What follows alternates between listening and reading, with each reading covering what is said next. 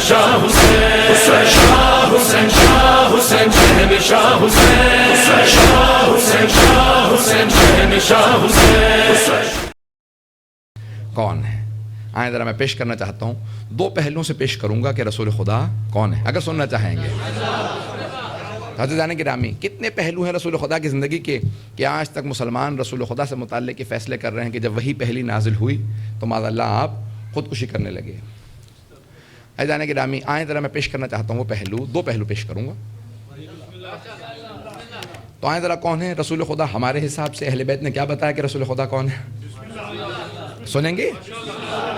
آئیں ذرا گرامی، تو اب قرآن کے اندر آیت ہے کہ وَأَوْحَىٰ رَبُّكَ إِلَى النَّحْلِ، اللہ نے شہد کی مکھی پہ وحی نازل کی۔ یہ الہام ہے، شہد کی مکھی ہے، اس پہ الہام ہے۔ أَنِ اتَّخِذِ الْبُيُوتَ فِي الْجِبَالِ، کہ پہاڑوں کے اوپر جا کے گھر بنا لینا، وہاں نقصان نہیں ہوگا۔ اس پہ الہام ہوا۔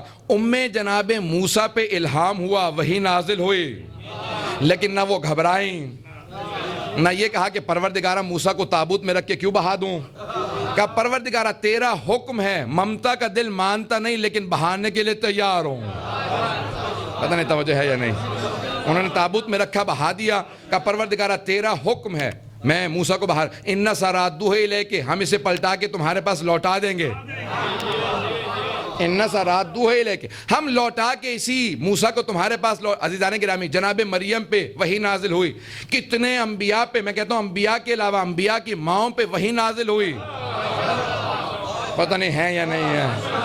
ان سب پہ وحی نازل ہوئی، لیکن کبھی کوئی نہ گھبرایا، نہ پریشان ہوا، نہ پہاڑ سے اترنے کی کوشش کی۔ اب خاتم النبیین، امام الانبیاء، سید المرسلین پہ وحی نازل ہو، یہ کیسے ممکن ہے کہ وہ گھبرانے لگے اور ایک مرتبہ آنے کے بعد کہیں کہ میں بار بار ایک آدمی، ایک مخلوق کو دیکھ رہا ہوں کہ وہ بہت وسیع و عریض ہے، بہت بڑا۔ تو جناب خدیجہ کہیں کہ آئیے میرے ساتھ چلیے، شاید ورقہ بن نوفل آپ کو بتا دے کہ وہ مسیحی مذہب کا عالم ہے۔ عزیزان گرامی، ورقے کبھی مدینہ العلم کو نہیں بتا سکتے۔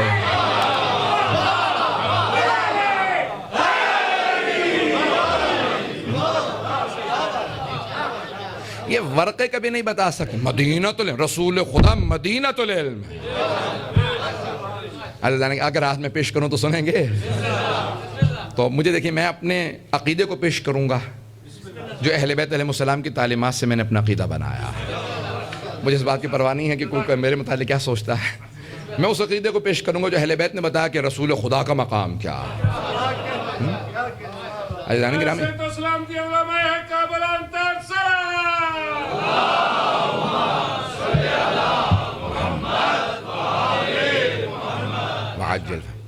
تو ہم کیا مانتے ہیں؟ ہمارا عقیدہ کیا ہے کہ رسول خدا کیا ہے؟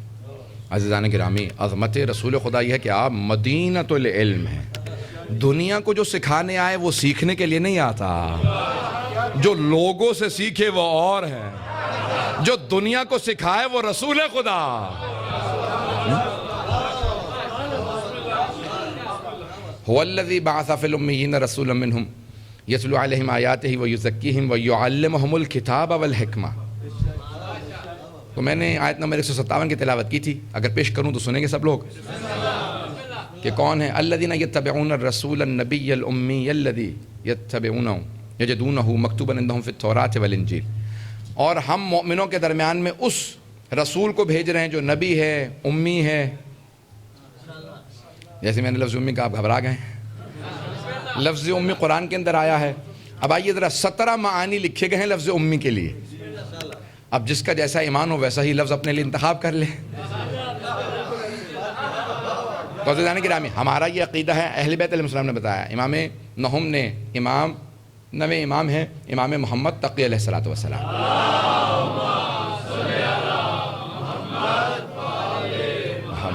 وعجل فرجہ۔ آپ نے فرمایا کہ کون ہے رسول خدا؟ پوچھا کہ مولا یہ امی کے معنی کیا ہے؟ کہ لوگ کیا کہتے ہیں، کیا معنی ہے؟ کہ لوگ یہ کہتے ہیں کہ معاذ اللہ رسول خدا ان پڑھ تھے۔ تو آپ نے فرمایا کہ وہ جو دنیا کو سکھانے آیا ہے، یتلو علیہم آیاتہ، جو لوگوں پہ تلاوت کرے آیات قرآنی کی.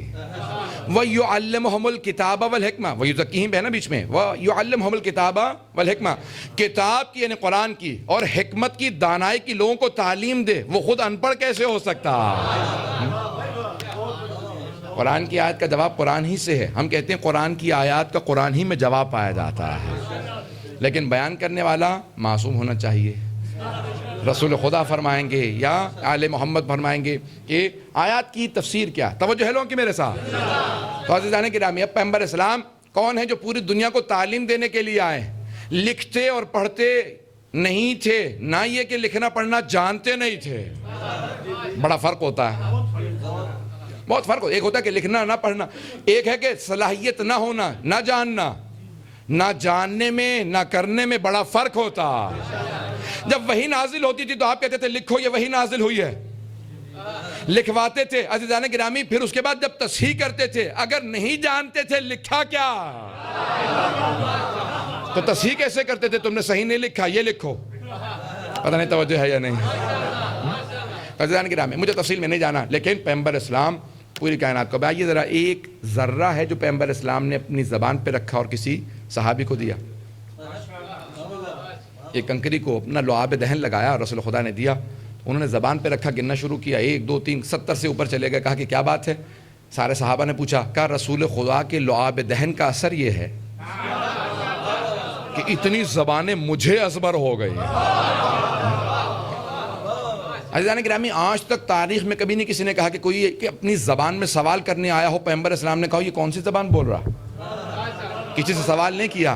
جو جس زبان میں کلام کرتا تھا پیغمبر اسی زبان میں جواب دیتے تھے. یعلمہم الکتاب والحکمہ, ہر انسان کو تعلیم دینے کے لیے آئے ہیں, سیکھنے نہیں آئے, سکھانے آئے ہیں. اگر بات واضح ہو رہی ہو. عزیزان گرامی ہمارا عقیدہ رسول خدا مدینۃ العلم ہے. پتہ نہیں بات واضح کر پا رہا ہوں یا نہیں. رسول خدا مدینۃ العلم ہے, علم کا شہر ہے.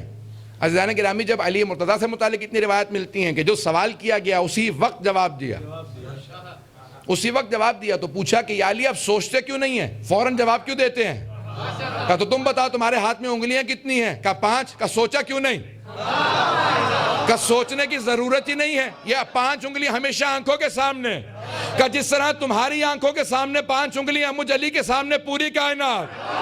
یہ باب مدینۃ العلم ہے, رسول خدا مدینۃ العلم ہے.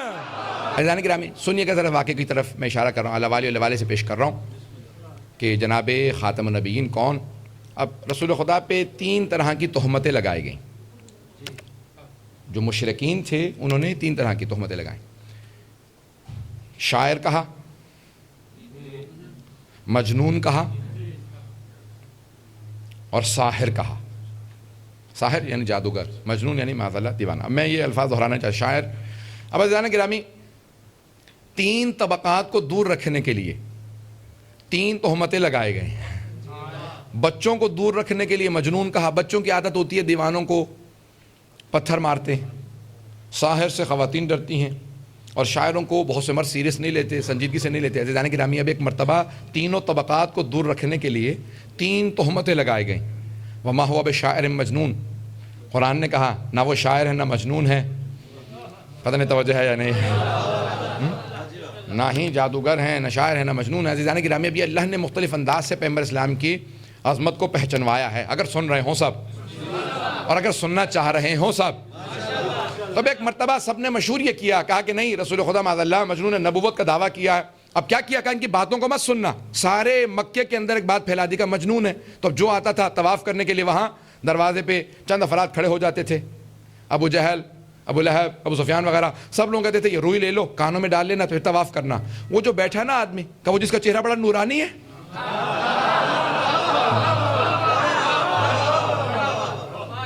کہاں اس کو چہرے کو مت دیکھنا, بس باتوں کو مت سنو. پتہ نہیں توجہ ہے یا نہیں. باتوں کو مت سننا. کہا کیوں؟ کہا وہ ساحر ہے, ایک مرتبہ سنو گے اسی کے ہو جاؤ گے. جب کوئی سنے گا ہی نہیں تو کوئی ان کے دین پہ نہیں جائے گا. تو اب کانوں میں روئی ٹھونس لو اور ان کے کلام کو مت سننا. کہا کیا کر رہے ہیں؟ کہا وہ کہتے ہیں میں رسول ہوں, کوئی اللہ ہے, کوئی خدا ہے جس کو کوئی نہیں دیکھ سکتا, اس نے ایک فرشتہ بھیجا، کہا تلاوت کیا کر رہے ہیں؟ کہا قرآن۔ کہا وہی ان کا جادو ہے، کوئی سننا مت۔ اب جناب ابو ذر غفاری آئے، وہ کہتے ہیں میں نے کانوں میں روئی ٹھونسی، طواف کر رہا تھا، اچانک خیال آیا کہ چہرہ اتنا جذاب ہے، چہرے میں اتنی کشش ہے کہ میں نے ایک مرتبہ روئی کانوں سے نکالی اور فوراً خود آگے بڑھا۔ کہا کیا کہتے ہیں آپ؟ کہا میں کہتا ہوں کہ یہ سارے بت غلط ہیں، بس ایک خدا۔ کہا آپ کون ہیں؟ کہا میں اس اللہ کا بھیجا ہوا رسول ہوں۔ کہا اگر آپ کو مانوں گا کیا کرنا پڑے گا؟ کہا کچھ نہیں، اپنی نمازیں پڑھ۔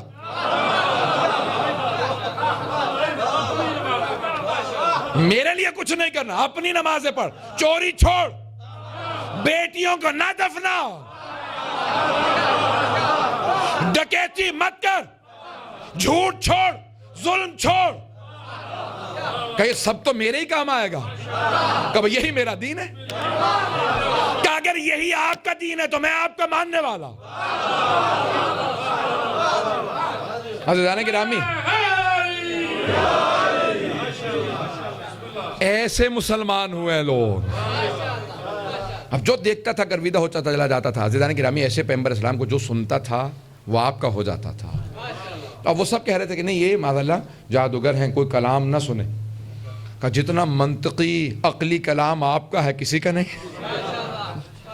عزیزان گرامی، اب کیا کیا انہوں نے؟ 3 طبقات کو دور کرنے کے لیے، بچے پتھر مارتے تھے، خواتین سنتی تھی نہیں بات کو، مرد سنجیدہ نہیں لیتے تھے پیغمبر اسلام، پھر بھی مسلسل تبلیغ کر رہے ہیں، پتھر کھا رہے ہیں۔ میں آپ کو فرق بتاؤں دوسرے انبیاء میں اور ہمارے رسول میں؟ سردار انبیاء کون ہے؟ عزیزان گرامی، جناب نوح کی قرآن میں ہے رب لا تذر من الکافرین علی الارض دیارا، پروردگارہ کافروں میں سے ایک کو زندہ نہ چھوڑ۔ یہ سوائے گناہوں کے کچھ نہیں کرتے ہیں، نہ تجھے مانتے ہیں نہ تیری شریعت کو مانتے ہیں، تو پروردگارہ لا تذر من الکافرین علی الارض دیارا، ایک بھی کافر کو زندہ نہ چھوڑ۔ یہ جناب نوح کی دعا ہے۔ 2500 سال جناب نوح کی زندگی ہے، 950 سال تبلیغ کے بعد بد دعا دی، پتہ نہیں ہے یا نہیں ہے۔ جیسے بد دعا کی تو اللہ نے فوراً کہا کہ اے نوح آپ مٹی کے برتن بنانا شروع کی دیے۔ واقعہ سب کے ذہنوں میں ہے، مجھے صرف اشارہ کرنا تھا، آگے میں پڑھ رہا ہوں۔ حضرت گرامی، جناب نوح نے خود بد دعا کی، اللہ نے سبق دیا کہ نہیں بد دعا نہ کرنا۔ اب پیغمبر اسلام طائف گئے، لوگ پتھر مارنے لگے، جناب جبرائیل نازل ہوئے، کہ میرے حبیب اللہ کہتا ہے اگر آپ کہیں ان پہ عذاب نازل کر دوں، نہیں پہنچا پایا، آپ کہیں تو ان پہ عذاب نازل کر دوں، کہا جبرائیل پروردگار سے میری طرف سے کہہ دو یہ لوگ مجھے جانتے نہیں۔ جناب نوح خود بد دعا کر رہے ہیں، پروردگار کہہ رہے ہیں نہیں ابھی نے تعارف نہیں ہوا، توحید پہنچاتے رہو۔ حبیب خدا کے لیے اللہ اتنا عاشق ہے کہ حبیب آپ کے صدقے میں کائنات کو خلق کیا، یہ آپ پہ پتھر اٹھائیں، کہ اگر کہیں تو عذاب نازل کر دوں گا، نہیں پروردگارہ ابھی عذاب کو ٹال دے۔ عذاب کو ٹالنے کے لیے کہا، اب سمجھ میں آیا یہ رحمت للعالمین کیوں ہے، جو اللہ کی رحمت کا کائنات میں سب سے بڑا، ارحم الراحمین کی رحمت کا نمونہ حبیب خدا۔ کہا کہ نہیں پروردگارہ یہ بھی مجھے جانتے نہیں ہیں۔ تو جناب جبرائیل اپنے پروں سے رسول خدا کے زخموں کے اوپر صاف کر رہے ہیں، اور پیغمبر اسلام جیسے گھر پہنچتے ہیں تو اپنا نہیں سوچ رہے کہ مجھے اتنے پتھر مارے گئے۔ دیکھیں یہ رحمت للعالمین ہے، اپنا نہیں سوچ رہے کہ یا رسول خدا بات کیا ہے، دروازے کے باہر کیوں کھڑے ہیں؟ کہ میں اپنی بیٹی کے سامنے جاؤں گا کیسے، میری بیٹی کا دل ٹوٹ جائے گا، میرے بابا کو کوئی چاہنے والا نہیں ہے، میری بیٹی برداشت نہیں کر پائے گی۔ تو فوراً جیسے سامنے گئے تو جناب سیدہ کو دیکھا، جناب سیدہ نے فوراً ایک جملہ کہا، بابا جان لگتا ہے کہ آپ تھک ہار کے آئے ہیں، آئیے میں آپ کے ہاتھ منہ دھلا دیتی ہوں۔ فوراً پانی لے کے آئیں، کہا بابا جان چہرہ اپنے چہرے پہ پانی ڈال لیجیے۔ پیغمبر نے فوراً کہا میں ایک مرتبہ اپنی بیٹی فاطمہ کو دیکھتا ہوں مجھ میں دوبارہ شوق تبلیغ رسالت الہیہ پیدا ہو۔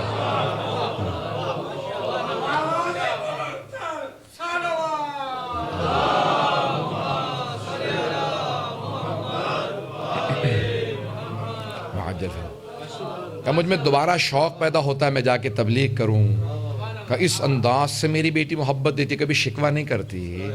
عزیزان گرامی آئیں ذرا، کون ہے خاتم النبیین کہ اپنا احساس نہیں کر رہے، دوسروں سے متعلق سوچ رہے ہیں، اس لیے رحمت للعالمین ہے۔ اگر بات کو پہنچا پاؤں تو اب یہ سارے کے سارے مختلف تہمتیں لگا کے رسول خدا سے لوگوں کو دور کر رہے ہیں، اللہ نے ان تینوں چیزوں کا جواب دینا ہے، اور اللہ نے اس طریقے سے کیا کہ کہا کہ ہمیشہ کے لیے یہ تینوں دروازے بند ہو جائیں۔ تو میں جس واقعے کو پیش کرنا چاہ رہا تھا، میں نے ساری تمہید باندھی سے ایک واقعے کے لیے کہ میں نے پہلے حوالہ دیا تھا۔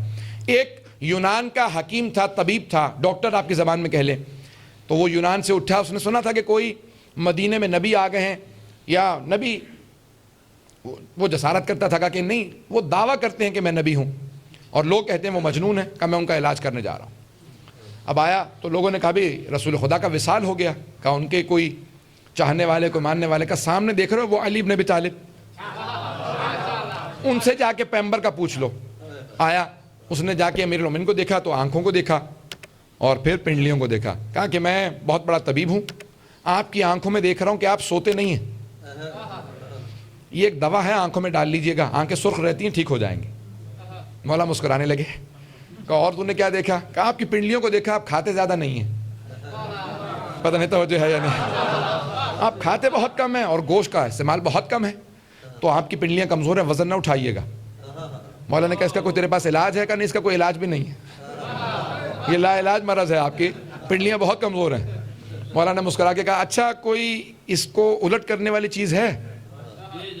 کہاں زہر ہے، اگر پی لے تو فوراً آنکھیں بھی ختم ہو جائیں گی اور انسان مر جائے گا۔ امام نے کہا ذرا وہ دکھا، تو اس نے کہا یہ چند قطرے اگر پانی میں ڈال کے کسی کو بھی دے دے مر جائے گا۔ پیغمبر کے اس وسیع نے فوراً منہ سے لگایا، اب وہ گھبرانے لگا کہ میں مسلمان میرے ہاتھوں مارا گیا، سارے مجھے جان سے مار دیں گے۔ مولا نے کہا بھاگنے کی ضرورت نہیں، ذرا آنکھوں کو دیکھ۔ کہیے آپ کی آنکھیں زہر پینے کے بعد ٹھیک ہو گئیں؟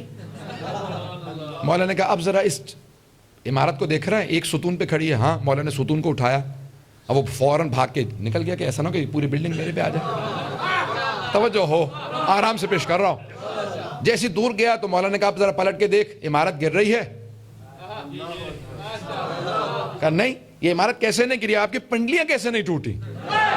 مولا نے کہا میں مظہر العجائب ہوں، تو پیغمبر کا علاج کرنے آیا تھا، میں تیرا علاج کر رہا ہوں۔ جب وسیع ایسا ہے تو نبی کیسا ہوگا؟ توجہ کیجئے۔ تو جناب امیر علیہ السلام نے کہا کہ سون، جب وسیع ایسا ہو تو سوچ پیغمبر کیسے ہوں گے؟ کہا وہ طبیب نفوس سے دنیا کا علاج کرنے آئے تھے، اپنا علاج کرانا ہو تو ان سے کرا یا ان کے وسیع سے کروا۔ عزیزان گرامی، ابھی پوری دنیا سمجھے کہ عزیزان گرامی، ہم رسول خدا کے، اگر آج رسول خدا ظہور کرتے ہیں نا اور لوگ دیکھیں تو صرف لوگ دیکھ کے ایمان لے آئیں گے کہ آپ کا وجود مقدس اتنا محترم ہے کہ جو دیکھے گا، پیغمبر اسلام نے کہا ہے نا کہ میرا سلام ہو میری آخری امت پہ، بغیر دیکھے مجھ پہ ایمان لائیں گے۔ اور آج کے مشرکین یہ مجھے دیکھتے رہتے ہیں اور ایمان نہیں لاتے، یہ نہیں کہتے کہ ہاں یہ معجزہ ہوگا، کہ نہیں یہ جادوگر ہے، کہ جو خود کہتے ہیں میں وہی معجزہ دکھاتا ہوں۔ پتہ نہیں توجہ ہے یا نہیں، یہی کہا نا انہوں نے، جو کہتے تھے رسول خدا سے کہا، ابو لہب نے کہا کہ بھی اگر آپ چاند کے 2 ٹکڑے کر لینا تو پھر ہم مان لیں گے۔ سورہ قمر کو اٹھا کے وانشق القمر، یہ جو قرآن کی آیات ہیں، تو ایک مرتبہ آپ نے اشارہ کیا، چاند 2 ٹکڑے ہو گیا، تو اس نے کہا نہیں یہ ہم 2 ٹکڑے نہیں مانتے، یہ آنکھوں کا دھوکہ ہے، اگر آپ ایک ٹکڑے سے کہیں مشرق چلا جائے دوسرا مغرب میں چلا جائے تب مان لوں گا۔ اب سارے کے سارے وہاں پہ جمع تھے، آپ نے اشارہ کیا، ایک ٹکڑا مشرق کی طرف گیا، دوسرا مغرب پہ، اس نے فوراً شور مچانا شروع کیا، کہا لوگوں گھروں کو واپس چلے جاؤ، میرا بھتیجا بہت بڑا جادوگر ہے۔ عزیزان گرامی، پیغمبر اسلام کی آنکھوں میں آنسو آئے، ایک چچا ساتھ کھڑے تھے، کہا بھتیجے ان کی پرواہ کیا ہے، ہم جو مانتے ہیں۔ ایک جناب ابو طالب مسلسل کہہ رہے ہیں کہ بھتیجے ان کی پرواہ مت کیجیے۔